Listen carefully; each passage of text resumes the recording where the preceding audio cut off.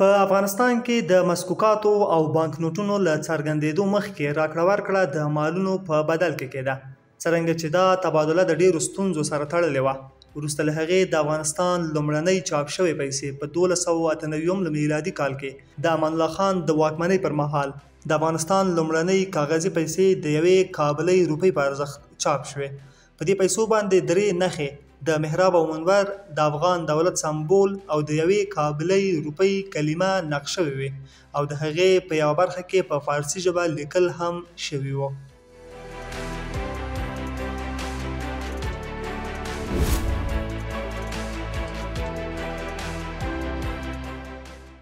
د امان الله خان په واکمنۍ کې تر 1299 لمریز کال پورې د 15, 50 او 100 افغانیو په ارزښت بانکنوټونه چاپ شول او د 1404 لمریز کال تر پایه پورې د چاپ چارې له لږو بدلونونو سره دوام درلود.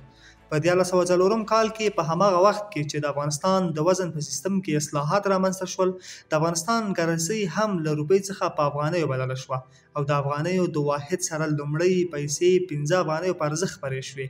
همدارنګه په نویو بانکنوټونو کې د دولت علیه افغانستان متن هم اضافه شو. تر 1400 کال پورې چې د اماني واکمنۍ تر پایه وه، د 15, 10 او 50 افغانیو بانکنوټونه څو ځلې له نویو ډیزاینونو سره چاپ شول. تر دې وړاندې د افغانیو په پیسو باندې متن یوازې په فارسي لیکل کېده، خو په دې بانکنوټونو کې د فارسي ترڅنګ پښتو او فرانسوي ژبه هم کارول کېده. همدارنګه د هغه وخت په ځینو بانکنوټونو کې د پیسو ارزښت د فارسي او پښتو ترڅنګ په ترکي او اردو ژبو هم لیکل شوی و. له همدې امله څېړونکي په دې باور دي چې دغه بانکنوټونه د افغانستان له پولو بهر هم کارول شوي دي.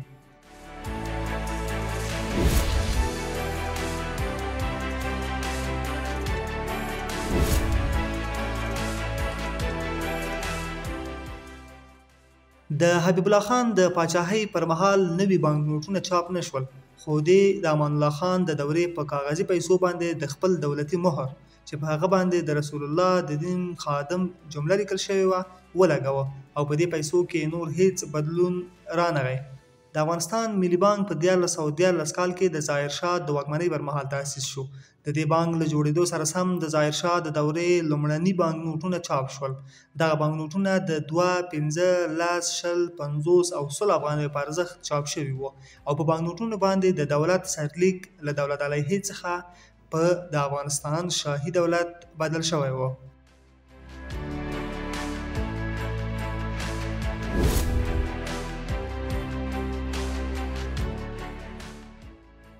په 1413 کال کې د افغانستان د ملي اقتصاد د پخواني وزیر عبدالمجید زابلي په وړاندیز د افغانستان بانک تأسیس شو او د دولت پانګه له ملي بانک څخه دغه بانک ته انتقال شوه.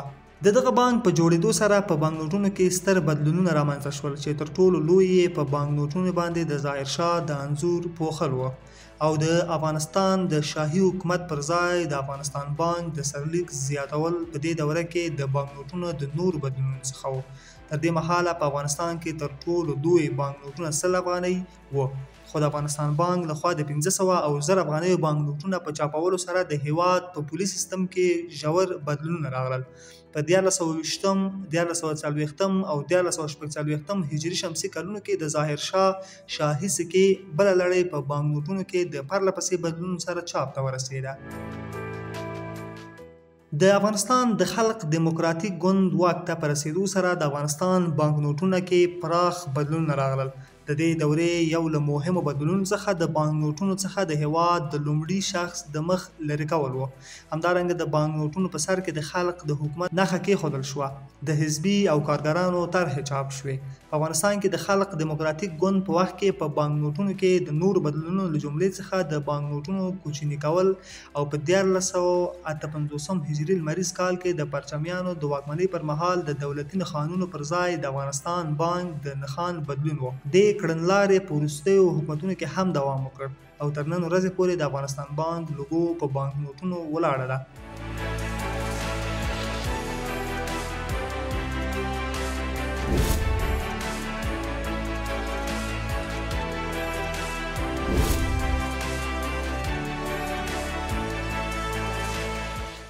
له ملاتړ پرته د پیسو چاپول او په بازار کې د نقدو پیسو زیاتوالی د مجاهدینو په دوره کې د بهرنیو اسعارو پر وړاندې د افغانیو د ارزښت ډیر کمښت لامل شو.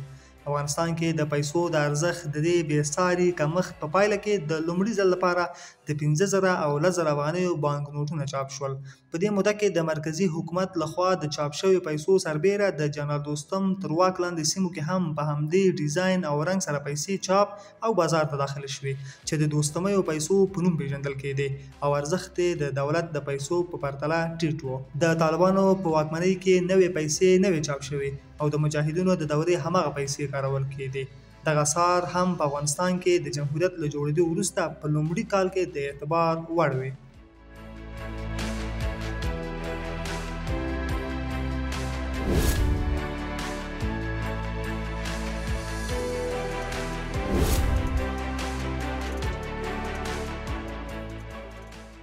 په نوې دوره کې یعنی د حامد کرزي د واکمنۍ پر مهال د افغانستان پیسو ته د اعتبار بیرته راګرځولو لپاره د واکمن حکومت تر ټولو لوی کار دا و چې له پیسو څخه 3 صفرونه لرې کړل او د پخواني حکومت پیسې راټولې کړې. په دې موده کې هر نوې افغانۍ د زرو پخوانیو افغانیو په بدل کې تبادله کېده. وروسته له هغه بیا د ډاکټر محمد اشرف غني او ورپسې د اسلامي امارت د واکمنۍ پر مهال هم همدا بانک نوټونه د اعتبار وړ دي او خلک په ورځنیو چارو کې ترې ګټه اخلي.